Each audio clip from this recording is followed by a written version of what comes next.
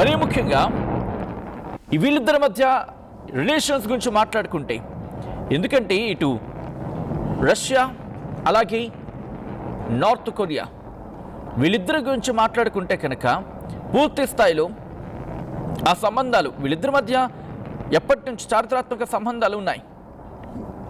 గత కొద్ది రోజులుగా ఈ బంధాలు ఇంకా బలపడుతున్నాయి.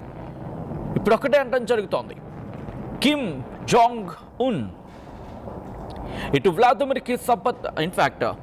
పుతిన్కి మద్దతుగా కొద్దిసేపటి క్రితం ఆయన లెటర్ రాశాడు. ఇదే అంశాన్ని ధృవీకరిస్తోంది ఆ దేశ media KCNA. North Korea state మీడియాగా చెప్పుకుంటుంటారు KCNA. ఏముంటుందంటే కనుక KCNA రిపోర్ట్ ప్రకారం ఇటు పుతిన్కి లేఖ రాశాడు కిమ్. పుతిన్ కూడా ఈ ఘటన తర్వాత లేఖ రాసినట్టుగా తెలుస్తోంది. బట్ అందులో ఏ విషయాలు ఉన్నాయనేది బయటకు రాలేదు. బట్ ఆయనకి రిప్లైగా ఇటు కిమ్ జాంగ్ ఉన్ కూడా లేఖ రాశాడు. ఆ లేఖలో కొన్ని అంశాలను ప్రస్తావించాడు. ఆ లేఖను మీరు చూడడం జరుగుతోంది RTV స్క్రీన్ మీద. ఆ లెటర్కి సంబంధించి మాట్లాడుతున్న అంశం, మేము